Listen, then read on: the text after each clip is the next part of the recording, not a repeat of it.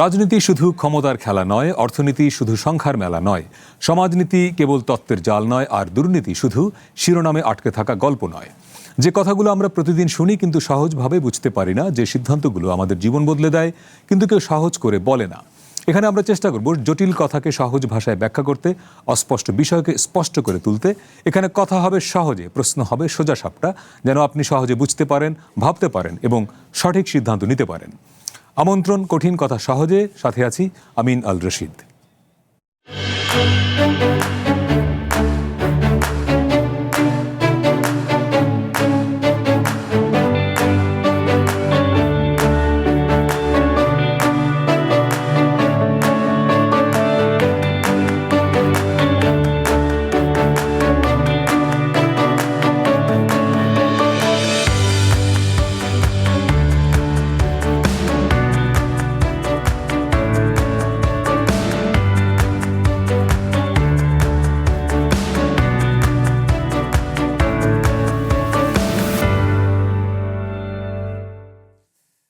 একটি দেশের অর্থনৈতিক উন্নয়ন, সামাজিক কল্যাণ এবং রাষ্ট্র পরিচালনার অন্যতম গুরুত্বপূর্ণ উপাদান হল জাতীয় বাজেট।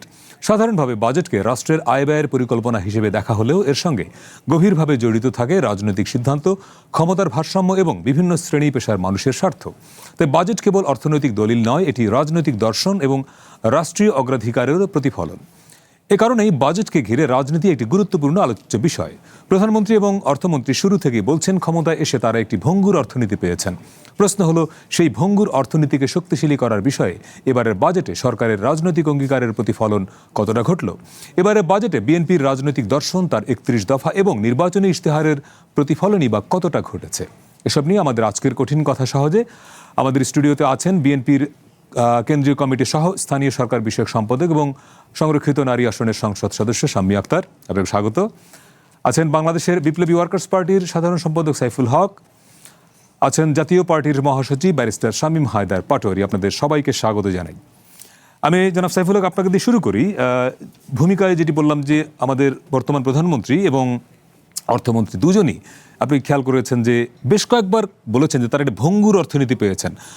অভ্যুত্থানের পরে ১.৫ বছর একটি ইন্টারিম সরকার, তারপরে নির্বাচনের মধ্য দিয়ে সরকার এসছে, কলকারখানা বন্ধ, মানুষের আয় কমে যাওয়া, অনেক অর্থনীতির নানা সূচকেই এক ধরনের টালমাটাল অবস্থার মধ্য দিয়ে দেশ যাচ্ছিল। এরকম একটা অবস্থায় গতকাল যে বাজেট পেশ করা হলো, সেখানে এই ভঙ্গুর অর্থনীতিকে শক্তিশালী করার ক্ষেত্রে বিএনপির রাজনৈতিক দর্শনের প্রতিফলন কতটা দেখছেন, বা বাজেটকে যদি আমরা রাজনৈতিক দলিল বলি সেটা সঠিক কিনা? আমিন, আপনাকে ধন্যবাদ। অনেক দিন পরে আপনার সাথে ধরনের জি, আর আমার প্রিয় ভাজন দুই আলোচক, মাননীয় সংসদ সদস্য এবং শামীম হায়দার পাটোয়ারি, আমার আরেকজন পছন্দের মানুষ, দর্শক শ্রোতা যারা আপনারা দেখছেন, আপনাদের সবাইকে সালাম এবং শুভেচ্ছা। ভঙ্গুর অর্থনীতি কথাটা যদি ধরি, কথাটা তো শাব্দিক অর্থে হলো, সেটাকে পুরোপুরি অস্বীকার করবার কোনো সুযোগ নেই। এটা কিন্তু একই সাথে আমাদের রেমিটেন্সের কারণের জন্য আমাদের মোটামুটি বলতে পারেন, বিশেষ করে আমাদের রিজার্ভের অর্থটা ১.৫ বছর আগে যতখানি শোচনীয় ছিল, সে পর্যায়টা এখন নাই। তো সেই জায়গাগুলো থেকে সরকারের জন্য তো অনেকগুলো ঝুঁকি, অনেকগুলো চ্যালেঞ্জের প্রশ্নই ছিল। বিশেষ করে বিএনপি এবার সরকার গঠন করেছে সম্ভবত প্রায় ২০ বছর, ২ দশক পরে। যে ২ দশকে তাদের লড়াই সংগ্রাম, একদিকে দলের নেতাকর্মীদের তাদের প্রত্যাশা, আর জনগণের বিপুল প্রত্যাশা। জনগণের প্রত্যাশা তো তার উন্নয়ন, তার দৈনন্দিন জীবনের, তার জীবন জীবিকার, তার যে লড়াই, তার যে সংকট, মানুষ তার কাছে মানে হাতে হাতে সে তার ফলাফলটা দেখতে চায়। তো সেটা তো এক সরকারের জন্য বড় একটা চ্যালেঞ্জের প্রশ্ন আছে। আর ইতিমধ্যেই নানা স্টেক হোল্ডার, বিভিন্ন সামাজিক শ্রেণী পেশার মানুষ, জনগণের নানা অংশ, সবাই তো এখন পলিটিক্যালি অনেকটা সচেতন এবং সংগঠিত। প্রত্যেকের নিজস্ব এজেন্ডা আছে, নিজস্ব তাদের অ্যাসপিরেশন আছে, তাদের দাবি দেওয়া আছে, এক ধরনের তাদের স্বপ্নকল্পটাও আছে।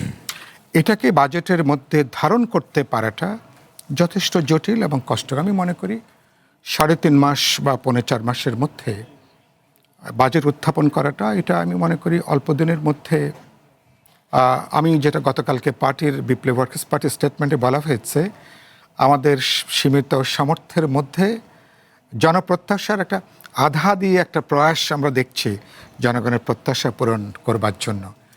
পুরো প্রত্যাশা পূরণ হয়ে গেছে বা করা যাচ্ছে এরকম মানে না দাবি বলাটাই করবার সুযোগ নেই। ভালো। আজকে অর্থমন্ত্রী বাজেট উত্তর যে সংবাদ সম্মেলন, আমি আপনার এখানে আসার সময় হাতির ঝিলে অনলাইনে দেখছিলাম তার বক্তব্যটা। বলছেন যে বাজেটের প্রধান কথা ছিল যে অর্থনীতির একটা গণতন্ত্রায়ন। আমি মনে করি ইট সাউন্ডস গুড। এটা সত্যি সত্যি আমরা রাজনীতির গণতন্ত্রায়নের পাশাপাশি হাত ধরে অর্থনীতির গণতন্ত্রায়ন যদি আমরা করতে না পারি, অর্থাৎ আমার ভিত্তিতে আমার অর্থনীতি, ভিত্তিতে আমার মৌল যে কাঠামো, তো সেখানে যদি আপনি হাত দিতে না পারেন, কেবলমাত্র উপরতলায় রাজনৈতিক রিফর্ম করে খুব বেশি দূর আসলে যাওয়া যাবে না। একটু মৌলিক কথা বলি, দুর্ভাগ্যজনকভাবে এখানে শামীম হায়দার, পাটোয়ারি ভাইদের তাদের যে জমানা আওয়ামী লীগের সাথে তাদের যে একসঙ্গে রাজ্য চলা, বা তার আগে থেকেও যদি বলি তার ধারাবাহিকতায় গত 1.5 বছরে এখানে বড় সংকটটাকে যদি 1 নম্বর বলি, রাজনীতির এক ধরনের দুর্বৃত্তায়ন হয়েছিল, অথবা দুর্বৃত্তরা রাজনীতির মধ্যে ঢুকে গিয়েছিল। অর্থনৈতিক দুর্বৃত্ত এবং রাজনৈতিক দুর্বৃত্ত একটা আনহোলি একটা নেক্সাস এখানে তৈরি হয়েছিল। প্রধান জায়গাটা হচ্ছে এইখানে। দুর্ভাগ্যজনকভাবে 1.5 বছরে আমরা খুব বেশি স্পর্শ করতে পারিনি। আপরাইজিংয়ের পরেও প্রত্যেকের এজেন্ডা ছিল, প্রত্যেকের নিজস্ব জায়গা ছিল। তাদের বিরুদ্ধে তো এখন তারা নিশ্চয়ই কিছু ভালো উদ্যোগ নিয়েছে, কিন্তু অসংখ্য অভিযোগ তাদের এই 1.5 বছরের সম্পর্কে। এই সরকারের জন্য এটা একটা বড় জায়গা। সরকারি গোড়ায় হাত দিতে পারবেন কিনা। কার্ল মার্কসের একটা বিখ্যাত কথা আছে, যদি আপনি পরিবর্তন চান শেকড় ধরে টান দেন। শেকড় যদি টানতে না পারেন, কেবল উপরসা কিছু করে কসমেটিক কোনো পরিবর্তনে আসলে আমাদের মৌলিক কোনো জায়গায় আসতে পারবো না।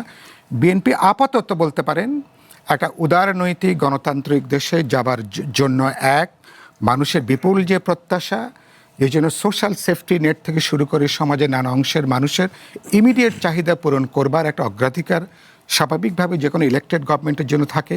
আর একটা ইলেকটেড গভর্নমেন্টের দায়বদ্ধতা থাকে তার জনগণের কাছে, ভোটারদের কাছে, সাধারণ মানুষের কাছে। মানুষের প্রত্যাশা অনেক বড়, আর আমাদের মানুষের ধৈর্যের জায়গাটাও যে খুব বড় তা না। তো এইটার একটা কম্বিনেশনটা এবার বাজেটের মধ্য দিয়ে চেষ্টা করা হয়েছে। আমি সেই জায়গা থেকে ধরুন, আমার কাছে এই বাংলাদেশের 20 কোটি মানুষের জন্য বাজেট যে খুব পরিমাণে বড় তা না, এর চেয়ে বড় বাজেট হওয়ার সুযোগ আছে। কিন্তু গুরুত্বপূর্ণ যে আপনি রাজস্ব আয়টা, যেটা রাজস্ব সংগ্রহ করাটা একটা বড় একটা চ্যালেঞ্জ। এর মধ্যে আবার ঘাটতি বাজেট 2,43,000 আমরা চ্যালেঞ্জের জায়গায় যাব। তো এই জায়গাগুলো করতে পারাটা আমি মনে করি টু স্টার্ট উইথ অর্থমন্ত্রী এবং তার সহযোদ্ধারা, তার আমি মনে করি যে নানা দুর্বলতা আছে, কিছু সমালোচনা আছে অনেকগুলো ক্ষেত্রে, তারা চেষ্টা করেছেন প্রত্যাশার কাছে মাথায় রেখে এতগুলো কনস্ট্রেন্টের ভেতরে একটা গুড বিগিনিং যদি বলি, একটা ভালো সূচনা করার জন্য তারা একটা যাত্রাটা শুরু করেছেন। বাকিটা নির্ভর করবে পলিটিক্যালি কতখানি ডিসাইসিভলি তারা সিদ্ধান্ত নিতে পারেন। ওই যে বললাম রাজনৈতিক সংস্কার, অর্থনৈতিক যে গণতন্ত্রায়ন চান, তিনি শেকড়ে হাত দিতে পারবেন কিনা, সে জায়গাটা কিন্তু আসল তার জন্য বড় চ্যালেঞ্জ। জি, চ্যালেঞ্জের কথা বলবো আমরা। শামীম হায়দার পাটোয়ারি, আমরা আজকের অনুষ্ঠানের শিরোনামটা দিয়েছি বাজেটের রাজনীতি। ফলে প্রশ্নটা যদি এরকম করে যে এবারের বাজেটের রাজনীতিটা কি, মানে সেটা কি বলা সম্ভব? জি, আমার কাছে মনে হচ্ছে অনেক বেশি ওয়েলফেয়ার ডিপেন্ডেন্ট হয়ে গেছে, অনেক বেশি জনবান্ধব, জনতুষ্টিমূলক। এবং এটার মূল কারণ হচ্ছে সরকার জনতুষ্টি করতে চাচ্ছে, সস্তা জনপ্রিয়তাও বলতে পারি এটাকে আমরা, জনপ্রিয়তা বাড়াতে চাচ্ছে বা ধরে রাখতে চাচ্ছে। প্রবলেম হলো সরকারের প্রথম বছরে এই ধরনের উচ্চাকাঙ্ক্ষী ইনিশিয়েটিভ দিয়ে শেষ বছর পর্যন্ত পপুলেশনটি ধরে রাখাটা খুব কঠিন। 2 হচ্ছে 41 লাখ নারীকে ফ্যামিলি কার্ড, 42 লাখ কৃষককে কৃষক কার্ড দেয়। এই জিনিসগুলো খুবই সুন্দর এবং আমি মনে করি খুব খোলা মনেই সরকার এটা চাচ্ছে, কিন্তু এটা কি বাস্তবায়ন করতে পারবে? এই টাকা আসবে কোত্থেকে? অঙ্কে বাজেট হয়েছে ভারী, বাস্তবে ভেতরে আমাদের কি আছে? আয় হবে 6,95,000 কোটি টাকা, বৈদেশিক লোন সহ এটা 7,05,000 কোটি টাকা হবে। ব্যয় হবে 9,38,000 কোটি টাকা, বেতন যাবে 6.5 লক্ষ কোটি টাকার উপরে, এবং অলমোস্ট গ্যারান্টিড সরকারের যে টার্গেট করা হয়েছে করের, এটা অর্জিত হবে না, কোনোভাবেই হবে না, অসম্ভব। আজকে সিপিডিও তাই বলেছে যে কঠিন হবে। তাহলে আপনার আয় কমে আসবে। বাংলাদেশে এলো এই প্রথম টাচলেস আরএকে সেন্সেশন ওয়াটার ক্লোজেট। কিন্তু ব্যয় কিন্তু ফিক্সড অলরেডি আপনি বাড়িয়ে ফেলেছেন, আবার বেতন বাড়াবেন এবছর। পে স্কেল সরকারের প্রথম বছরে কেউ পে স্কেল দেয় নাকি? সরকারের মধ্যম সময়ে পে স্কেল দিতে হয়, কারণ আপনি প্রথমেই ব্যয় বাড়িয়ে ফেললেন, 4 বছর চলবে, আপনার আয় বাড়ানোর কোনো গ্যারান্টি নাই। তো আমি মনে করি মানে এটি কি জনতুষ্টিমূলক, সঙ্গে সঙ্গে সরকারি কর্মচারীদেরও তুষ্টি করার একটা হতে পারে, হ্যাঁ, সেটা আমি মনে করি। যদিও কিছু এক্সেপশন আছে, আমি সেটা বলবো, বাট অ্যাজ এ হোল গতানুগতিক বাজেট, আমাদেরও সেই গতানুগতিক সমালোচনা করতে হবে। অবাস্তবায়নযোগ্য, কল্পনাপ্রসূত, স্বপ্নবিলাসী, অবিবেচনাপ্রসূত, মানে সবসময় বিরোধী দল থেকে এই শব্দগুলো বলা হয় কিন্তু। সাদাহাতি, গরিবের ঘোরারো। গরিবের ঘোরারো কেন বলছি? ইনফ্লেশন আছে 9%। হ্যাঁ, এটা যে কোনো সময় নেক্সট মান্থে 10% হবে। এটা একদম অর্থনীতিবিদদের ফার্ম ডেটাবেস প্রেডিকশন। সেটাকে বলার চেষ্টা করা হবে 7%-এ নিয়ে আসা। কোন জাদুকাঠি আছে এটা 7%-এ আসবে? কোনো জাদুকাঠি নাই কিন্তু। আবার আপনি যখন 41 লাখ নারীকে ক্যাশ ইনজেক্ট করবেন, ক্যাশটা অটোমেটিক ইনফ্লেশন বাড়াবে। করোনার সময় তাই হয়েছিল, যখন ক্যাশ ইনসেন্টিভ দেওয়া হলো অটোমেটিক ইনফ্লেশন হয়ে গেল, কারণ আপনি মানুষের সাথে ক্যাশ দিয়ে সে কিনবে, কিনলেই দাম বাড়বে ডিমান্ড সাপ্লাইয়ের কারণে। আর জিডিপির গ্রোথ 7.5% ধরা হয়েছে, 6.5, সরি, গত বছর এটা 5 ছিল, এবার 6.5 করা হয়েছে। এটাও 5.5 হতে পারে, যদিও আমরা অর্থনীতিবিদ আমরা বলতে পারবো না। মূল যেটি ফোকাস ছিল স্কিল ডেভেলপমেন্টে, খুব সুনির্দিষ্ট কোনো কিছু আমরা দেখিনি। জুডিশিয়ারির জন্য সুনির্দিষ্ট কিছু নাই, যেগুলো আমরা সবসময় বলে আসতাম। নিউট্রিশনে খুব সুনির্দিষ্ট কিছু নাই, এবং ল্যাঙ্গুয়েজ শেখার জন্য যদিও বলা হয়েছে, কিন্তু আমরা সুনির্দিষ্ট কোনো প্রস্তাব সেখানে পাইনি। পপুলেশন কন্ট্রোল কোনো সুনির্দিষ্ট কিছু পাইনি। একটা অসাধারণ ভালো জিনিস আওয়ামী লীগের আমলে ছিল, অনেকগুলো ভালো জিনিস আছে, অনেক খারাপ জিনিস আছে, সেটা সিএসসিপি। একদম ওয়ার্ড ভিত্তিকে একজন করে স্বাস্থ্য কর্মকর্তা আছে, যারা করোনার সময় ম্যাসিভ কাজ করেছিল। খুব সম্ভবত ওদেরকে বাদ দেওয়া হচ্ছে, নাম চেঞ্জ করা হচ্ছে, ওরা আতঙ্কের মধ্যে পড়ে গেছে। তো কেতাবে থাকবে, গোয়ালে থাকবে না দুধ। যে এত পরিমাণ হাজার হাজার লিটার দুধ হবে, সেটা কেতাবে থাকবে, গোয়ালের খাঁচায় বা মানে গোয়ালে গরু থাকবে না। গরু থাকবে কিন্তু দুধ থাকবে না, এই ভয়টা আছে। তো বাজেটটা কি? বাজেটটা তো সরকারের সীমাবদ্ধতা। প্র্যাকটিক্যালি বাংলাদেশের মতো দেশ বা যে কোনো দেশে রাজা অথবা প্রাইম মিনিস্টার অথবা অর্থমন্ত্রী, তারা যা ইচ্ছে তাই করতে পারেন, তারা দেশের সমস্ত টাকা খরচ করে ফেলতে পারেন। কুইন এলিজাবেথের সাথে পার্সোনাল দ্বন্দ্ব ছিল, সে এলিজাবেথ দ্য ওয়ানের সময়। স্পেনের রাজা ফিলিপ, উনি ইংল্যান্ড অ্যাটাক করলেন, দেউলিয়া হয়ে গেলেন, 2 বার দেউলিয়া হয়েছে তারা বলে, পার্সোনাল ইগোর কারণে। কেউ যেন পার্সোনাল ইগো বা পার্সোনাল প্যাশন দিয়ে দেশকে দেউলিয়া না করে, সেই জন্য বাজেট শব্দটা আসছে বাগেট থেকে। বাগেট মানে মানি ব্যাগ। আপনার মানি ব্যাগে যত টাকা রাখবেন অত টাকাই রাখতে পারবেন, বেশি রাখতে পারবেন না। মানি ব্যাগ দিয়ে আপনার অর্থনৈতিক অসাধারণ ক্ষমতাটাকে সীমাবদ্ধ করে ফেলা হচ্ছে। সেইখানে এই বাজেটটা অত্যন্ত উচ্চাভিলাষী, এই আয় ব্যয়ের হিসাব মিলবে না। এবং পলিটিক্যাল সরকারের বাজেট উচ্চাভিলাষীই তো হতে হবে। কিন্তু যেখানে কর্মসংস্থান সৃষ্টি হচ্ছে না, যেখানে কর্মসংস্থান সৃষ্টি না হলে কর কিভাবে আসবে? এটা তো একটা সাইকেল।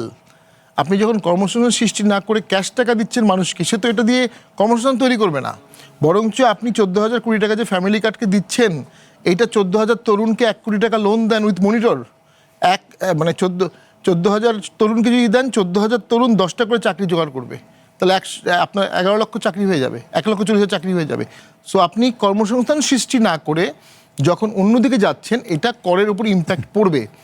ফলে যেটা হবে, করের উপর চাপ এনবিআর উপর আসবে। এনবিআর কি করবে? পুরনো ফাইল ঘাটবে, অলরেডি ঘাটছে। ডক্টর ইউনূসের আমলেই কিন্তু 7 বছর 8 বছরের পুরনো ফাইল ঘাটছে, এবং আমি আইনজীবী হিসাবে জানি অনেকগুলোই অনেক হ্যারাসমেন্টমূলক।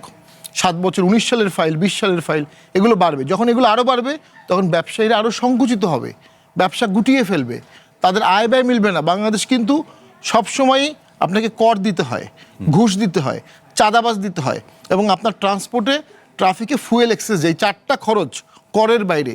উন্নত বিশ্বে আমাদের থেকে কর বেশি, কিন্তু বাকি 3টা খরচ তো উন্নত বিশ্বে নাই। এই 4টা খরচ রাখলে ইন্ডাস্ট্রি বা প্রাইভেট প্রতিষ্ঠান চালানো অলমোস্ট ইম্পসিবল হয়ে যাবে বাংলাদেশে। শেষ করে দিচ্ছি, বেতন বা পে স্কেল যখন হবে, আমি এটার বিরুদ্ধে না, কিন্তু আমি মনে করি ইটস টু আর্লি। এইটা ইনফ্লেশনে ব্যাপক ইম্প্যাক্ট ফেলবে, বাড়ি ভাড়া বাড়িয়ে দেবে, এবং প্রাইভেট সেক্টরে তখন চাপ আসবে বেতন বাড়ানোর, মজুরি বাড়ানোর, যেটা প্রাইভেট সেক্টর এই মুহূর্তে এফোর্ড করতে পারবে না। আমি মনে করি বাজেটটা খারাপ না, কিন্তু হয়তো বা 1 বছর বা 2 বছর পরে দিলে এই বাজেটটা বাস্তবায়নযোগ্য হতো। এক কথা শেষ করে দিই, এখন সময় ছিল কনজারভেটিভ বাজেটের। যেহেতু আমরা একটা সরকারের পতন ঘটেছে, এলোমেলো হয়ে গেছে, যে সরকারটা ইউনুস গভর্নমেন্ট আসে তারা কোনো সংস্কার করতে পারেনি, কোনো ডেভেলপ করতে পারেনি, কোনো রকম ঠেক দিয়ে রেখেছে, রিজার্ভটা বাঁচিয়েছে। এখন 1 বছর 2 বছরের স্ট্যাবিলিটি থাকলে তখন অর্থনীতি ঘুরে দাঁড়াতো।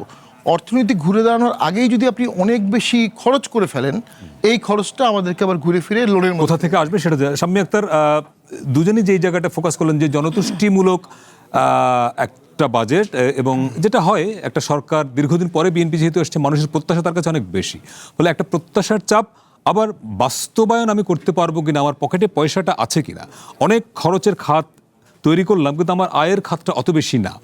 সবকিছু মিলে আপনার কাছে কি মনে হয় এই যে বাজেটটা হলো, এটা এখানে বিএনপি তার রাজনীতিটা কি ছিল সেই জায়গাটায়, যে জনতুষ্টি আমি করতে চাই নাকি আমি প্র্যাকটিক্যাল জায়গায় যেতে চাই, আপনার কি মনে হয়? ধন্যবাদ আপনাকে এবং সহ আলোচক যে দুইজন আছেন তারা দুইজনেই অনেক ভালো বক্তা, দুইজনেই ভালো বলেছেন। দেখুন, বিএনপি বাংলাদেশের মানুষের কাছে 31 দফার মধ্য দিয়ে তাদের যে পরিকল্পনাগুলো সেগুলো মানুষের সামনে তুলে ধরেছিল, যেটার উপরে ডিপেন্ড করে মানুষ কিন্তু বিএনপির পক্ষে রায় দিয়েছে এবং বিএনপি রাষ্ট্র পরিচালনার দায়িত্ব পেয়েছে। সেই জায়গায় থেকে বিএনপির যে এই যে ফ্যামিলি কার্ডের কথা আসলো, কৃষক কার্ডের কথা আসলো, হেলথ কার্ড, প্রবাসী কার্ড, এগুলো কিন্তু বাজেটে বলা হয়েছে যে এগুলো আমরা বাস্তবায়ন করব এবং এটা আমাদের নির্বাচনী ম্যানিফেস্টোতে যেগুলো ছিল সেগুলোকেই আমরা বাস্তবায়ন করার চেষ্টা করেছি। ম্যাক্সিমাম জিনিসগুলো কিন্তু আমাদের 31 দফার আলোকেই কিন্তু করা হয়েছে। তো কাজেই মানুষ যেহেতু এইটার পক্ষে রায় দিয়েছে, আমরা এটাকে বাস্তবায়ন করার চেষ্টায় এবং আপনার হচ্ছে একটা আত্মপ্রত্যয় নিয়েই কিন্তু এই বাজেটটা দেয়া হয়েছে। যে আমরা উনি বলেছেন যে কর্মসংস্থান সৃষ্টি করা হয়নি, কর্মসংস্থান সৃষ্টি করার লক্ষ্যে আপনি দেখবেন যে বন্ধ শিল্প কলকারখানাগুলোকে খুলে দেওয়ার জন্য ইতিমধ্যে পদক্ষেপ নেওয়া হয়েছে এবং আরও যাতে নতুন আপনার শিল্প গড়ে ওঠে সেই জন্য আপনি দেখে থাকবেন যে কাঁচামালগুলো যেগুলো ঔষধ শিল্পের কাঁচামালগুলো বা আপনার ইলেকট্রনিক ইজি বাইক যেগুলো, এগুলো তৈরির যে কাঁচামালগুলো, এগুলোর উপরে শুল্ক কিন্তু সম্পূর্ণ প্রত্যাহার করা হয়েছে। তাহলে এই মানে দেশীয় শিল্পকে উৎসাহিত করবার জন্য যে পরিকল্পনাগুলো নেওয়া হয়েছে সেখানে তো শিল্প গড়ে উঠবে, সেখানে কর্মসংস্থান হবে। স্বাস্থ্য মন্ত্রণালয় উনি বলেছেন যে আওয়ামী লীগের সময়ে আওয়ামী লীগের একটা ভালো কাজ ছিল, তারা দুশ্চিন্তায় পড়েছে, তাদেরকে বাদ দেওয়ার কথা বলা হয়েছে। সেখানে দেখা গেছে যে স্বাস্থ্য মন্ত্রণালয়ে 80,000 স্বাস্থ্যকর্মী নেওয়া হবে যারা জনগণকে জনসচেতনতার জন্য কাজ করবে এবং সেগুলো আপনার হচ্ছে 1/3 নারী হবে, নারী কর্মী হবে। তো এই বাজেটটাকে বাস্তবায়ন করবার লক্ষ্যেই তো বিএনপি এই বাজেটটা প্রণয়ন করেছে এবং এটা বাস্তবায়ন করতে হয়তো নানান সমস্যা বা চ্যালেঞ্জের মুখে বিএনপিকে পড়তে হবে, কিন্তু বিএনপি সেই চ্যালেঞ্জ মোকাবেলা করেই বাজেটটাকে বাস্তবায়ন করার লক্ষ্যে প্রথম বছরে এসেই এটা একটু উচ্চাভিলাষী হলো কিনা বা খুব, আমি এটাকে উচ্চাভিলাষী মনে করি না, কারণ এই বাজেটের শুরুতেই বলা হয়েছে এটা গণতান্ত্রিক, মানবিক এবং অন্তর্ভুক্তিমূলক। সব শ্রেণী পেশার মানুষ যাতে একটা, আপনি এটাকে জনতুষ্টি বলেছেন, জনতুষ্টি না, মানুষের প্রত্যাশার পারদ অনেক ঊর্ধ্বমুখী। বিএনপির প্রতি মানুষের প্রত্যাশাটা অনেক উঁচু, কারণ বিএনপি দীর্ঘ সময় পরে কিন্তু রাষ্ট্র পরিচালনার দায়িত্ব পেয়েছে। আপনাদের এই চ্যানেলটাই তো 17 বছর বন্ধ ছিল।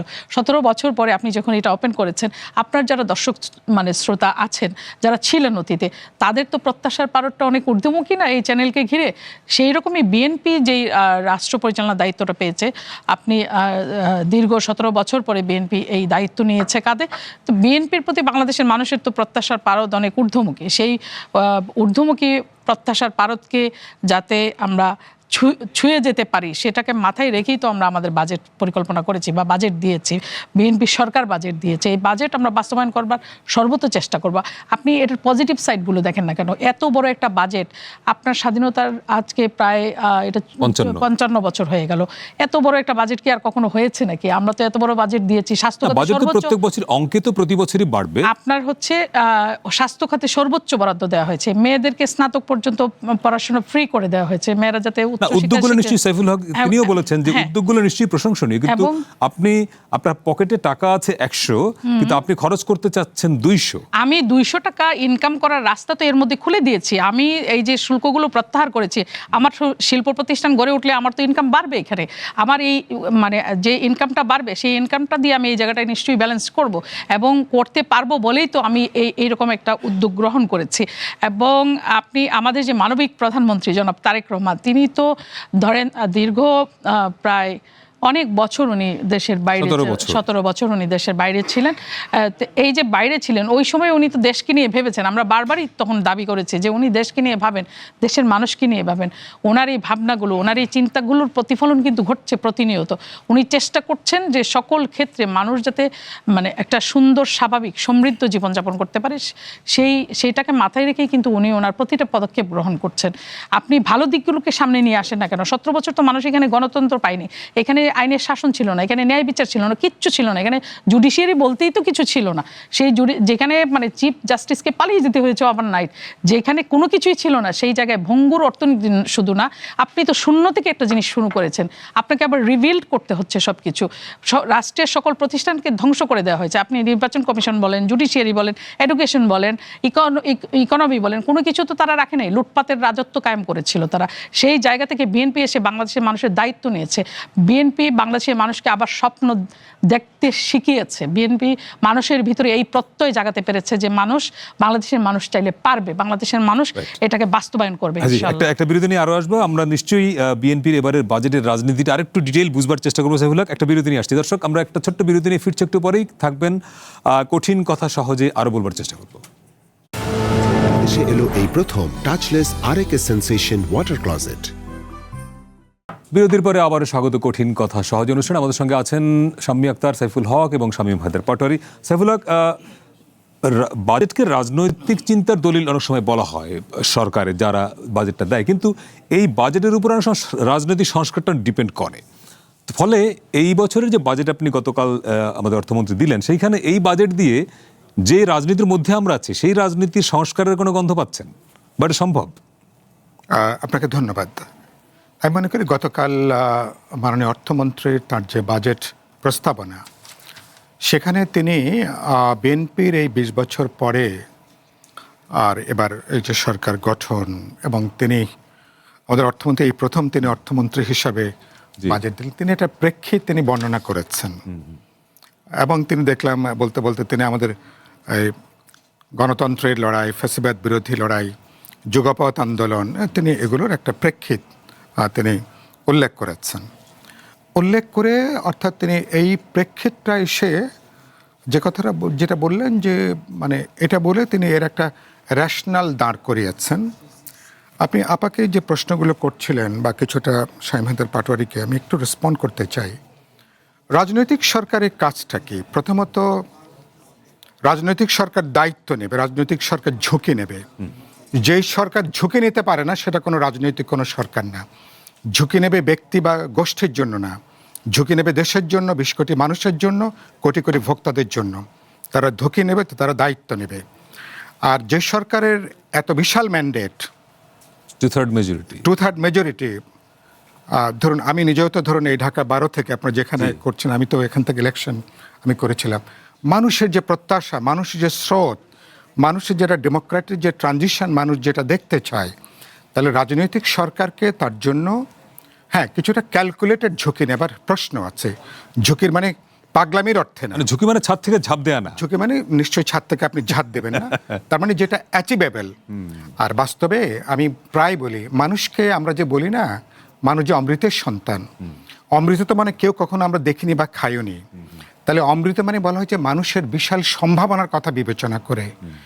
মানুষ হচ্ছে সেই প্রজাতি যার বিশাল সম্ভাবনা। তো এই সম্ভাবনাকে এটা নির্ভর করে রাজনৈতিক নেতৃত্বের উপরে। রাজনৈতিক নেতৃত্ব মানুষকে যদি জাগিয়ে তুলতে পারেন, মানুষের সৃজনশীলতা বারবার করে বাজেটে এবার এখানে আলোচনা হয়েছে। এমনকি দেখলাম ক্রিয়েটিভ বাজেট এই প্রথম নাটক, সিনেমা, ইভেন কন্টেন্ট ক্রিয়েশনকেও অর্থনীতিতে যুক্ত করা হয়েছে। যে কন্টেন্ট দ্বারা বিএনপি অনেকখানি বরঞ্চ নিপীড়িত হয়েছে। বিএনপি কন্টেন্ট দ্বারা অনেকখানি বরঞ্চ নিপীড়িত হয়েছে, আমরা নিপীড়িত হয়েছি।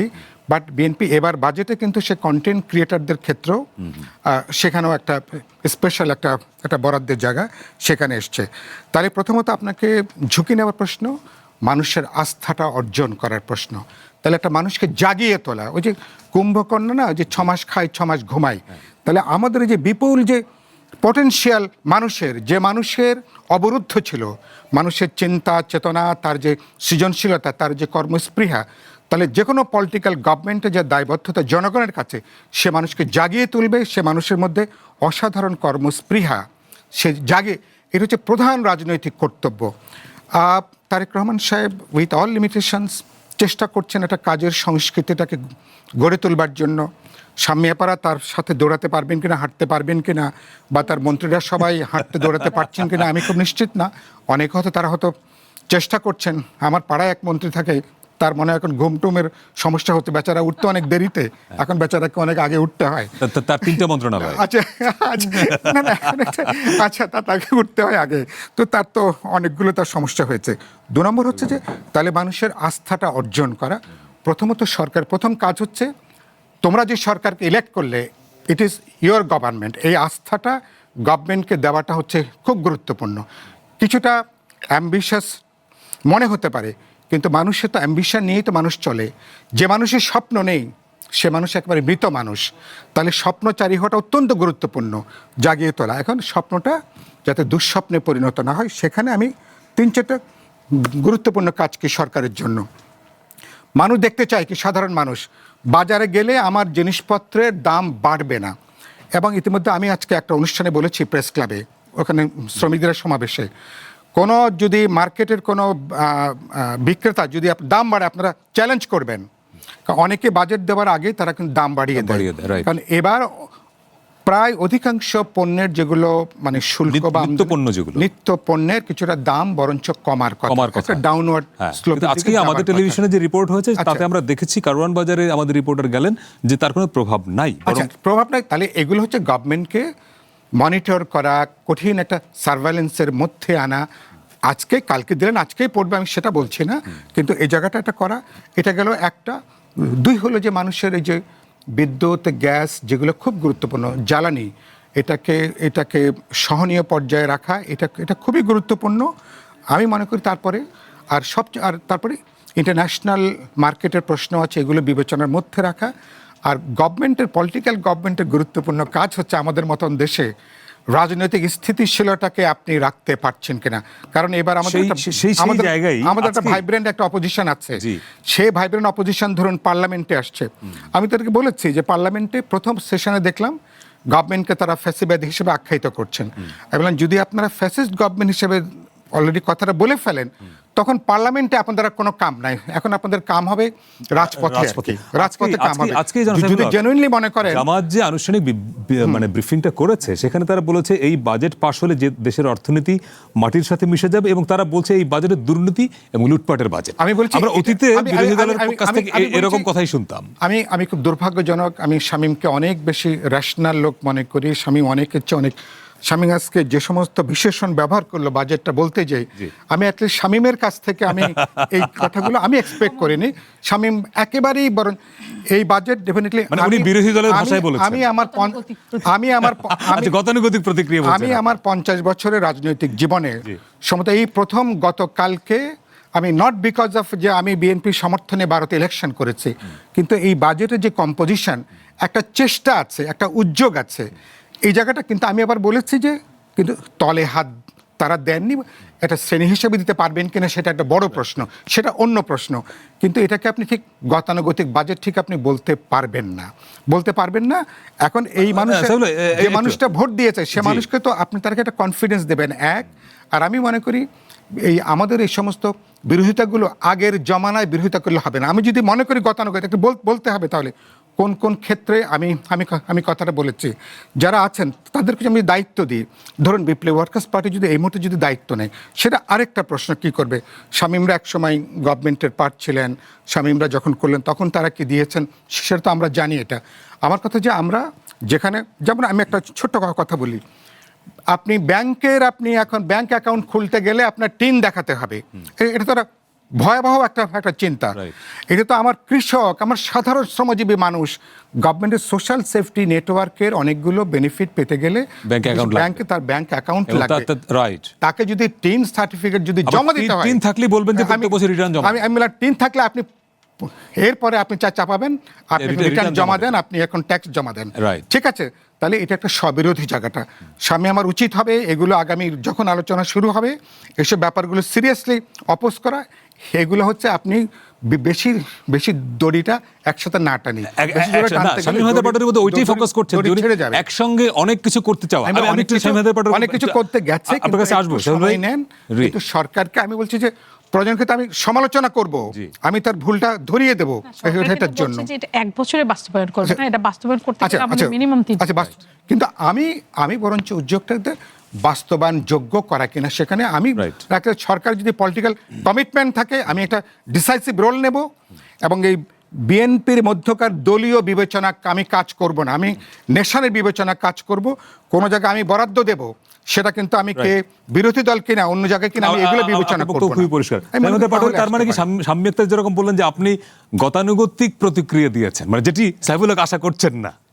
ওয়েলফেয়ার পার্টটা বাদ দিলে এটা তো গতানুগতিক বাজেট। ওয়েলফেয়ারে অনেক অনেক বড় একটা চেতনা এখানে আনা হয়েছে। মাননীয় প্রধানমন্ত্রী উনি মানবিক মানুষ, মানবিকভাবে উনি অনেককে অ্যাকোমোডেট করতে চাচ্ছেন। উনি সফল হোক এটা আমরা কামনা করি, কিন্তু অঙ্ক বলে এটা পুরোপুরি সফল না হওয়ার সম্ভাবনা আছে। অঙ্ক বলে এটা পিছনে কারণ আছে। টাকাটা কোথা থেকে আসবে? যখন টাকার ঘাটতি বেশি, এটা কিন্তু সবচেয়ে বড় ঘাটতির বাজেট। সব বাজেটই গত 5 বছর ধরে বাজেট তো ঘাটতি হবে, ঘাটতি ঘাটতি এবং থাকবে। ঘাটতিটা বাড়তেছে। প্রবলেম হলো আগে আমরা সুদ দিতাম, যখন আমি পার্লামেন্টে ছিলাম শেষ সময় আমরা সুদ দিতাম 99,000 কোটি টাকা। বাংলাদেশে একটা সময় প্রতিটা মানুষ সুদ দিত 99,000 টাকা, আর টোটাল সুদ ছিল 99,000 কোটি। সেটা এখন কিন্তু দিতে হচ্ছে 1,27,500 কোটি টাকা। এইটা যেভাবে বাজেট এবার হচ্ছে, পরের বছর গিয়ে এটা 1.5 লক্ষ কোটি টাকা হয়ে যাবে, বাড়ছে। এবং টাকা আসবে কোত্থেকে? লোন কেউ দিবে না, IMF বা ওয়ার্ল্ড ব্যাংক লোন দেবে না, কারণ আমাদের জ্বালানি এখনো সাবসিডাইজ। আপনি যখন ওয়েলফেয়ারে যাবেন তখন কিন্তু ওরা লোন দিবে না, ওরা কখনো দেশের স্বার্থে লোন না, IMF তো সবসময় বলে ভর্তুকি কমাও। ভর্তুকি কমাও। সো ওরাও যে দেশের স্বার্থে, ওদের লোন দিয়ে কোনো দেশ আসলে উপকৃত হয়েছে এমন নজির নাই। দেশ এই সাহসী পলিটিশিয়ানদেরই উপকৃত হয়। মাননীয় প্রধানমন্ত্রী যে সাহস দেখিয়েছেন, উনি যেটা করে ফেলতে পারেন, দেশ এক লাফে অনেক দিকে চলে যাবে, কিন্তু ব্যর্থ হওয়ার সম্ভাবনা থাকতেই পারে, সেটা আমাদের না, দায়িত্ব। সাইফুল হক তাই বলছেন যে ঝুঁকিটা তো নিতে হবে। প্রবলেমটা হচ্ছে যখন আপনি লোন পাবেন না, টাকা পাবেন না, তখন আপনি কি করবেন? দুটো কাজ করবেন। একটা ভয়ঙ্কর কাজ করবেন, টাকা ছাপাবেন। এটা অর্থনীতিবিদরা বলেছে, টাকা ছাপাবেন। টাকা ছাপালে যেটা হবে, অ্যাগেইন ইনফ্লেশন রাইজ হবে। এবং ফার্স্ট ওয়ার্ল্ড ওয়ারের পরে জার্মানির এই দশা হয়েছিল, টাকা শর্টেজ, প্রচুর টাকা ছাপালো। তখন জার্মানির লোকরা বলতো আমরা ব্যাগ ভর্তি টাকা নিয়ে পকেট ভর্তি বাজার নিয়ে আসতাম, এত বেশি ইনফ্লেশন হয়ে গেছে। পাকিস্তানে যেটা হলো, শ্রীলঙ্কায় যেটা হলো। আরেকটা কি করবেন? আপনি আরো লোন নেবেন। কোত্থেকে লোন নেবেন? লোকাল সোর্স, ব্যাংক থেকে। যখন আপনি ব্যাংক থেকে লোন নেবেন তখন প্রাইভেট সেক্টরে তারল্য সংকট দেখা যাবে, তখন ইনভেস্টমেন্ট, বিনিয়োগ সব কিছু কিন্তু ইম্প্যাক্ট পড়বে। আর কি হবে? সঞ্চয়পত্র থেকে লোন নেবেন, দেন অ্যাগেইন সরকারের উপর চাপ ইয়াটা হাই থাকবে। আর কি হবে? জ্বালানি নিরাপত্তা গিয়ে আমরা বিপদে পড়বো, কারণ আমাদের তো অলরেডি জ্বালানিতে প্রাইস বেড়েছে, এটা আরও বাড়াতে হবে। আমাদের আশঙ্কা হচ্ছে এটা আরও অন্তত 50% বেড়ে যাবে। এটা কোনো সরকার ঠেকাতে, এটা বর্তমান সরকারের কোনো দায় না। কিন্তু এত বেশি- জ্বালানির একটা বড় সমস্যা হচ্ছে যে ক্রমশ আমদানি নির্ভর হয়ে যাচ্ছে, এটা বড় চ্যালেঞ্জের জায়গা। এখানে আমি আসছিলাম, এখানে কিছু গ্রিন ট্রানজিশনের প্রভিশন আছে। ওই সেফটি নেটের অর্ধেক টাকা আপনি গ্রিন ট্রানজিশনে দেন, দিয়ে নিজেকে, বাংলাদেশকে আগে এনার্জি সাফিসিয়েন্ট করেন অথবা এনার্জি ডিপেন্ডেন্সি কমিয়ে ফেলেন। তারপরে ওই টাকা দিয়ে, ওই এনার্জি দিয়ে আপনার আয় হবে, আপনি ওই আয় দিয়ে আপনি মানুষকে ওয়েলফেয়ার করেন। আরেকটা কি হতে পারে? আমাদের যে প্রবাসী যারা আছে বিদেশে, Remittance। প্রায় 1 কোটি remittance, minus remittance Bangladesh is nothing. গার্মেন্টসের ব্যবসায়ীরা, আমাদের বন্ধু বান্ধবরা আছে, বড় ভাইরা আছে, আঙ্কেলরা আছে, তারা অনেক কষ্ট করে ইন্ডাস্ট্রি দাঁড়া করিয়েছে, কিন্তু প্র্যাকটিক্যালি এটা কিন্তু মানুষকে কাজ দেওয়া ছাড়া আর কিছু করে না। একটা মানুষ খেয়ে পরে কোনো রকম বেঁচে থাকে, এবং 80% টাকা আবার বিদেশে চলে যায়। আবার এখানে 5% ইনসেন্টিভ দিতে হয়। রেমিটেন্সে মাত্র 2.5% ইনসেন্টিভ দিতে হয়, কোনো এনার্জি দিতে হয় না, কোনো সাবসিডি দিতে হয় না, কোনো জমি বাড়ি কিচ্ছু না। মানুষ যাচ্ছে আর টাকা পাঠাচ্ছে।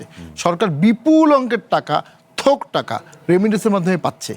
এই পরিমাণ লোক দিয়ে ভারত এর 3 গুণ টাকা আয় করে, ফিলিপাইন 2.5 গুণ করে। আমাদের লোকেরা ওই বেশি বেতনে র জব করে, এবং এটার ভিতরে একটা বিশাল চক্র আছে। বাংলাদেশ যেন আনস্কিল লোক যায়, এটা বাংলাদেশের একটা চক্র আছে। কারণ আনস্কিল লোকের কাছে আপনি 1 লাখ টাকার জায়গায় 10 লাখ টাকা নিয়ে বিদেশে পাঠাবেন। হ্যাঁ হ্যাঁ হ্যাঁ, স্কিল হয়ে গেলে তখন সে টাকা বেশি দিবে না, তখন তাকে টাকা দিয়ে নিয়ে যেতে হবে। Right. এবং এই ট্রানজিশনটা খুব ইজি। রিইন্টিগ্রেশন করা, স্কিল অ্যাডপ্ট করা, অ্যাক্রিডিটেশন করা, ইন্ডাস্ট্রিয়াল লিঙ্কেজ করা। এখানে 1 লক্ষ কোটি 1 বছর দিয়ে দেন, আমরা গ্যারান্টি দিতে পারি রেমিটেন্স 5 গুণ চলে আসবে।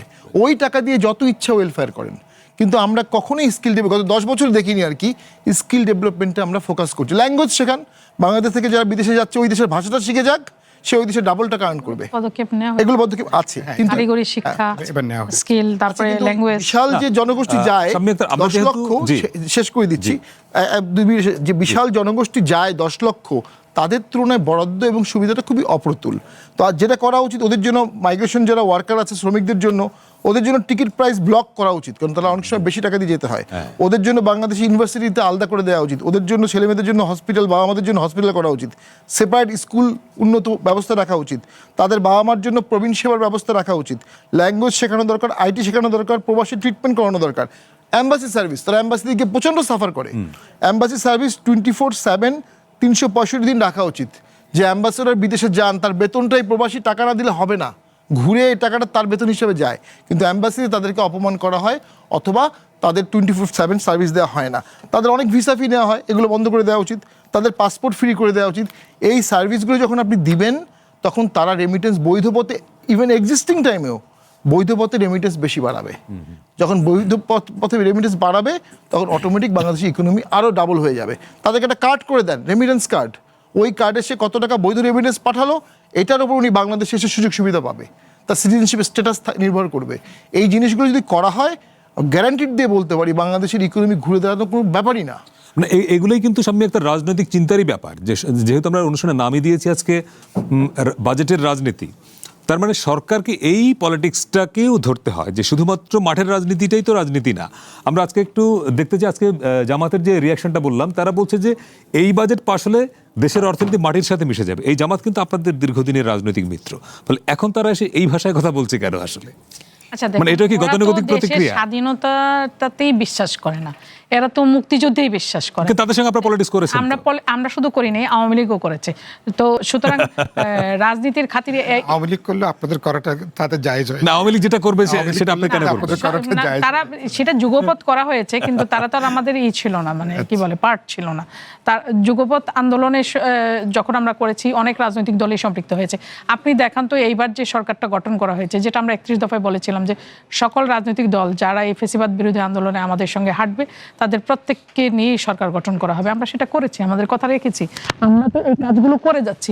এখন আমি যেটা বলতে চাচ্ছিলাম, যারা বাংলাদেশের মুক্তিযুদ্ধে বিশ্বাস করে না, যারা দেশের স্বাধীনতায় বিশ্বাস করে না, তাদের কাছে এই বাজেট মনে হবে দেশ মাটি হয়ে যাবে, মাটির সঙ্গে মিশে যাবে, এটাই মনে হবে। তারা এর বাইরে কিছু ভাবতে পারবে না, কারণ তারা তো মানুষকে জান্নাতের স্বপ্ন দেখাইছে ইলেকশনের সময়। আর আমরা মানুষকে বাস্তবতার নিরিখে মানুষ কিভাবে কর্ম করে, সেখান থেকে ইনকাম করতে পারে, সেখান থেকে কিভাবে তার লাইফ স্ট্যাটাসটা আরো বাড়াইতে পারে, কিভাবে তার জীবনযাত্রাকে আরো সহজ স্বাভাবিক করতে পারে, সেই জায়গাটাই নিয়ে আসতে চাচ্ছি। সেই জন্য আমরা বন্ধ শিল্প কারখানা, কলকারখানা খুলে দিচ্ছি। আমরা এই যে আপনি কন্টেন্ট ক্রিয়েশনের কথা বলেছেন, সেটার উপরে শুল্ক প্রত্যাহার করা হয়েছে। নতুন নতুন শিল্প কলকারখানা যাতে গড়ে ওঠে, সেই জন্য কাঁচামালের উপরে আমি যেটা আগেও বলেছিলাম যে প্রত্যাহার করা হয়েছে। এই কাজগুলো আমরা কেন করেছি? মানুষ যাতে আগ্রহী হয়, মানুষ যাতে, আমরা যাতে মানে নিজেদের বাজেটটা যাতে নিজেদের পয়সায় যাতে আমরা করতে পারি, সেই জন্য এইটা মাথায় রেখে কিন্তু আমাদের এই কাজগুলো করা হয়েছে। এখন আপনি যদি মানে ভালো জিনিসগুলো আপনার চোখে পড়ে না, আপনি খালি বলেন যে এই বাজেট বাস্তবায়ন হলে মাটির সঙ্গে মিশে যাবে দেশ, এটা কি ধরনের কথাবার্তা? এতগুলো সেফটি নেট, যেখানে শামীম হায়দার পাটোয়ারি উনি নিজে পর্যন্ত বললেন যে এখানে অনেকগুলো সেফটি নেট নিয়ে আসা হয়েছে। উনি আরেকটা কি শঙ্কার কথা বললেন যে হচ্ছে টাকা আসবে কোত্থেকে? টাকা আসবে কোত্থেকে? টাকা আমরা ইনকাম করব। রাজনৈতিক নেতৃত্ব যুদ্ধ করে দেশ স্বাধীন করেছে, রাজনৈতিক নেতৃত্বকেই তো বড় বড় সিদ্ধান্তগুলো নিতে হয়। রাজনৈতিক নেতৃত্ব যদি সিদ্ধান্ত নিতে না পারে, রাজনৈতিক নেতৃত্ব যদি মিউ মিউ করে, যেই রাজনৈতিক নেতৃত্ব আপনাকে সভরেন গ্যারান্টি দেয় জ্বালানির ক্ষেত্রে আদানির কাছে, সেই রাজনৈতিক নেতৃত্ব তো আমাদের দরকার নেই। মানুষ এটা প্রত্যাখ্যান করেছে। মানুষ জুলাই গণ অভ্যুত্থানের মধ্য দিয়ে দেশকে পুনরায় গণতন্ত্রের পথে ফিরিয়ে নিয়ে এসছে। সুতরাং মানুষ ঝুঁকি নিতে জানে। বাংলাদেশের মানুষ দেখবেন আপনি, এই যে প্রবল বিশ্ব মন্দার সময়ে এই যে আকাশচুম্বী এই যে আত্মপ্রত্যয় নিয়ে আমরা একটা বাজেট মানুষের সামনে উপস্থাপন করেছি, এই বাজেটে আমাদের আত্মবিশ্বাস, আমাদের মানে নিজেদের কনফিডেন্সটা অনেক বেশি আমি এখানে প্রবল দেখতে পাচ্ছি। এবং আমি জানি যে বাংলাদেশের মানুষই পারবে। বাংলাদেশের মানুষ পারে না এমন কাজ আছে নাকি? এই যে বললেন যে রেমিটেন্স আসতেছে, রেমিটেন্স কারা পাঠাচ্ছে? এই বাংলাদেশিরাই তো পাঠাচ্ছে। প্রবাসী কার্ড কেন মানে দেওয়া হয়েছে? প্রবাসী কার্ড কেন দেওয়া হবে?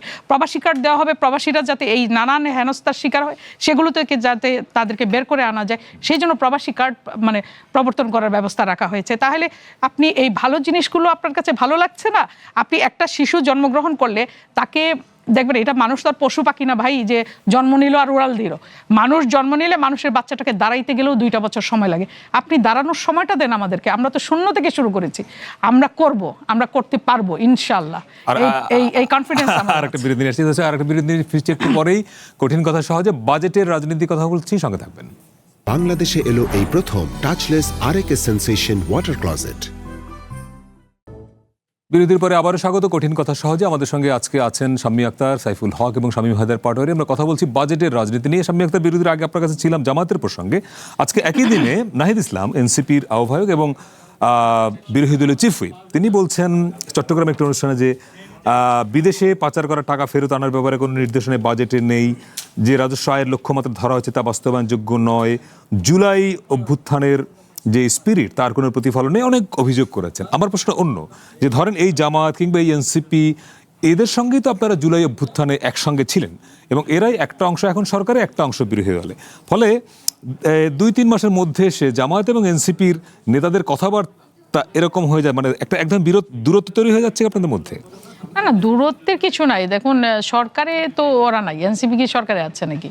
এখানে তো আমাদের বিরোধী দল, আমি বলছি যে জুলাই অভ্যুত্থানে তো একসঙ্গে তো ছিলেন আপনারা। তারা তো একটা শ্যাডো বাজেট দিয়েছে, সেটা আমরা দিয়েছি 9,38,000 লক্ষ কোটি টাকা। ওরা কি দিয়েছে 8,000 লক্ষ কোটি টাকা। তাহলে সরি, আমরা দিয়েছি 9,38,000 লক্ষ কোটি টাকা, আর ওরা দিয়েছে 8,000 লক্ষ কোটি সামথিং লক্ষ কোটি টাকার। হ্যাঁ, তাইলে ডিফারেন্সটা কতটুকু, মানে কতটুকু তারা কমাতে পেরেছে? কমাতে পারেনি। জুলাইয়ের স্পিরিট যদি আমাদের না থাকে, ওদের আছে। জুলাইয়ের এই অভ্যুত্থানে যারা অংশগ্রহণ করেছে, পর্যায়ক্রমিকভাবে তাদের যে টাকাটা দেওয়া হচ্ছে মান্থলি 20,000, 10,000, 15,000 করে, সেই টাকাটা তো মানে আপনার কি বলে অব্যাহত থাকবে, সেটা মানে বহাল থাকবে, সেটা তো নেওয়া হয়েছে, এই উদ্যোগটা নেওয়া হয়েছে। তাহলে যে এইটাকে বহাল রাখা হয়েছে, এবং আপনি কিডনি পেশেন্টদের ডায়ালাইসিসের যেটা এইটাকেও আপনার যাতে মানুষ সহজলভ্য হয়, সেটার কাঁচামালকেও শুল্কটাকেও প্রত্যাহার করা হয়েছে। সুতরাং এইটাকে আপনি ভালোভাবে নিচ্ছি। ক্যান্সার রোগীদের কাঁচামাল যেগুলো মানে ট্রিটমেন্টের জন্য যে ওষুধগুলো মানে আমরা আমদানি করি, সেগুলো যাতে আমরা দেশীয়ভাবে যাতে আমরা উৎপাদন করতে পারি, সেজন্য সেগুলো প্রত্যাহার করা হয়েছে। এই ভালো ভালো দিকগুলো তাদের চোখে পড়লো না, এবং জুলাইয়ের স্পিরিট নিয়ে যদি তারা কথা বলে, এটা খুবই দুঃখজনক এবং লজ্জাজনক। এত সুন্দর করে যে জুলাইয়ের সব যোদ্ধাদেরকে যাতে পর্যায়ক্রমিকভাবে মানে ভাতার আওতায় নিয়ে আসা হয়। 71-এর মুক্তিযুদ্ধের পরে 90-এর গণ অভ্যুত্থান হয়েছিল, কই 90-এর গণ অভ্যুত্থানে যারা অংশগ্রহণ করেছিল তাদেরকে তো 90-এর যোদ্ধা বলা হয়নি, তাদেরকে তো কোনো ভাতার মানে অন্তর্ভুক্ত করা হয়নি। আজকে জুলাই অভ্যুত্থানের পরে যারা মানে অংশগ্রহণ করেছে তাদেরকে জুলাই যোদ্ধা, মুক্তিযোদ্ধাদের জন্য এটা আমি বলি আপনাকে বোঝাই, এটা হলো মুক্তিযুদ্ধকে খাটো করবার জন্য, এটা হলো জামাতি পলিসি। তারা হচ্ছে এই জিনিসটা আবিষ্কার করেছে, জুলাই যুদ্ধ বলতে হবে মুক্তিযোদ্ধাদেরকে ছোট করবার জন্য, মুক্তিযুদ্ধটাকে মানে যাতে হাইড করা যায় সেই জন্য। আমি শেষ করি, এই জন্য জুলাই যোদ্ধাদের ভাতাও তারা দাবি করেছে। তারা প্রথমে বলেছে যে মানে হচ্ছে মুক্তিযুদ্ধের থেকেও মানে 24-এর গণ অভ্যুত্থান অনেক বেশি ফ্রুটফুল, অনেক বেশি বাংলাদেশের মানুষ, তারা বাংলাদেশের মানুষকে দ্বিতীয়বারের মতো তারা দেশ স্বাধীন করেছে। দেশ কি স্বাধীন করেছিল? আপনি সরকার পরিবর্তন করেছে, সরকার এখান থেকে আপনি প্রত্যাখ্যান করেছেন, গণঅভ্যুত্থানের মধ্য দিয়ে সরকারের পরিবর্তন হয়েছে। আপনি কি নতুন করে বাংলাদেশ সৃষ্টি করেছেন? আপনি মুক্তিযুদ্ধ একটা জাতির জীবনে একবারই আসে, বাংলাদেশের মানুষের জীবনে মুক্তিযুদ্ধ 71 সালেই এসেছিল। আপনি এটাকে প্রশ্নবিদ্ধ করবার জন্য এসে সাজাইলেন যে জুলাই যোদ্ধা। তো জুলাই যোদ্ধাদেরকে আমরা তো ভাই এই যে ভাতার আওতায় নিয়ে এসেছি, তাদের চিকিৎসার ব্যবস্থা করা হচ্ছে তাদের দাবি মেনে নিলেন বিভিন্ন দেশে। এটা দাবির বিষয় না, আমাদের ভিতরে জুলাইয়ের স্পিরিটটা আছে, এটা তাদের দাবি মেনে নেওয়ার বিষয় না, আমাদের ভিতরে সেই স্পিরিটটা আছে। আপনি দেখবেন যে হার্টের যে রিংটা পরানো হয় সেটাও কিন্তু দাম কমানো হয়েছে। সুতরাং এই বিষয়গুলোকে সামনে নিয়ে আসেন, যে ভালো ভালো উদ্যোগগুলো গ্রহণ করা হয়েছে, সকলে মিলে আপনারা সরকারটাকে সহযোগিতা করেন, কারণ এটা আপনাদের সরকার, এটা বাংলাদেশের মানুষের সরকার। যেই সরকার এই যে আপনার সভরেন গ্যারান্টি দিয়েছিল আদানির কাছে, সেই সরকার তো আপনাদের ছিল না। সেই জন্য তো আপনারা বাংলাদেশের সকল মানুষ, আপনারা না, আপনারা সকলে মিলেই তো এই সরকারের মানে পতন ঘটিয়েছি। তাহলে এখন যে সরকারটি সকলের ভোটে বা বাংলাদেশের মানুষের ভোটে নির্বাচিত হয়েছে, একটি গণতান্ত্রিক সরকার, একটি মানবিক সরকার, এই সরকারকে সবাই মিলে আমরা সহযোগিতা করি, আমরা সবাই মিলে যখন হাতে হাত মিলিয়ে কাজ করি, আমরা 71 সালে মুক্তিযুদ্ধ করে দেশ স্বাধীন করতে পেরেছি, আমরা এই বাজেটও বাস্তবায়ন করতে পারবো ইনশাল্লাহ। সবাই যদি খোলা মনে এবং এই দুর্বৃত্তপনার থেকে বেরিয়ে আসতে পারি। দুর্বৃত্তায়ন হচ্ছে একটা বড় বিষয়, আপনি সেটা ইকোনমিতেই বলেন আর সেটা আপনি পলিটিক্সেই বলেন। এই দুর্বৃত্তায়ন কিন্তু সবকিছু ধ্বংস করে দেয়। দুর্বৃত্তপনার মধ্য থেকে যত না আমরা বের হয়ে আসতে পারবো, আমাদের কোনো কিছুই আসলে কাজে আসবে না। শামীম পাটোয়ারি, আমি যেহেতু আপনি সামনে একটা প্রসঙ্গটা তুললেনই, মুক্তিযোদ্ধাদের মাসিক সম্মানী ভাতা 20,000 টাকা, এবং এরপরে আমরা দেখলাম যে জুলাই যোদ্ধা বা শহীদ ওই আমি অভ্যুত্থানে যারা ছিলেন, মুক্তিযোদ্ধাদের সম্মানীটার কত টাকা এটা বলি, ওটা আছে, ওটা তো আছে ওটা একই আছে, রকমের। হ্যাঁ। এই যে একটি গণঅভ্যুত্থানে যারা নিহত হয়েছেন, আহত, ওনাদেরকেও একই রকম 90 মুক্তিযোদ্ধাদের মতো করে কিন্তু ভাতার তাদেরকে আওতায় কেন নিয়ে দেওয়া আসা, হয় না তাইলে? এটাও কি একটা রাজনীতির অংশ? বা অনেকেই বলেন এরকম যে এর মধ্য দিয়ে মুক্তিযোদ্ধাদের সমকাতারে নিয়ে যাওয়ার একটা চেষ্টা আছে কিনা? জি, একটা ব্রডার প্রশ্ন করেছেন। আসলে আমরা সরকারি দলে ছিলাম, আমাদের 3 জন মন্ত্রী ছিল 14 থেকে 18, তো আমরা সংসদে ছিলাম। এই জন্য সাইদুল ভাইও বললেন আমরা সরকারে ছিলাম, আমরা বিরোধী দলে ছিলাম, এবং আমি একই সঙ্গে সরকারের বিরোধী উভয় জায়গায় ছিলেন। 14 থেকে 18-তে মন্ত্রী ছিল আমাদের। কিন্তু আমি যেটা বলতে চাচ্ছি, আমি একদম কাগজে কলমে গ্যারান্টি দিয়ে অঙ্ক দিয়ে বুঝিয়ে দিতে পারবো, জামাত এনসিপির থেকে আমরা অধিকতর বিরোধী দল ছিলাম। প্র্যাকটিক্যালি আমরা মনে করি সংসদে এখন জামাত, বিএনপি, এনসিপি কার্যত তো একই সাথে আন্দোলন করেছে, একই সাথে সবকিছু করেছে, একই দল। ওই যে জামাত বলেছে না মাটির সাথে দেশ মিশে যাবে, যে এই কথা তো আজকে আওয়ামী লীগ থাকলে আওয়ামী লীগও এত বড় কথা বলতো না। তা আওয়ামী লীগ যে কথা বলতো সে কথা জামাত বলছে কেন? তাকে বিরোধী দল দেখানোর জন্য প্রচেষ্টা করতে হচ্ছে। আচ্ছা, it is a fake attempt সম্পূর্ণ শুরু। সামনের বাংলাদেশে যেটি ঘটবে, খুব দুঃখের সাথে আমরা দেখেছি এদেশে এখনো অনেক লোক আছে যারা 71-কে পছন্দ করে না। এদেশে এখন অনেক লোক আছে যারা 71-এর পরাজয়টাকে নিজেদের পরাজয় মনে করে। কিছু সংখ্যক লোক মনে মনে আশা করে এখনো 2 পাকিস্তান এক হতে পারে, কল্পনা প্রসূত।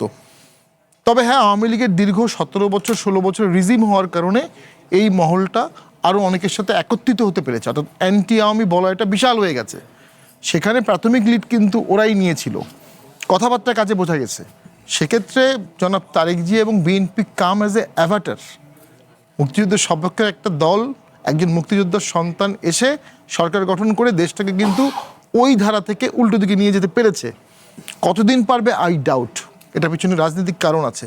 ভবিষ্যৎ বাংলাদেশ আমি দেখি 71 ভার্সেস আদার্স, এটা হয়ে যাবে।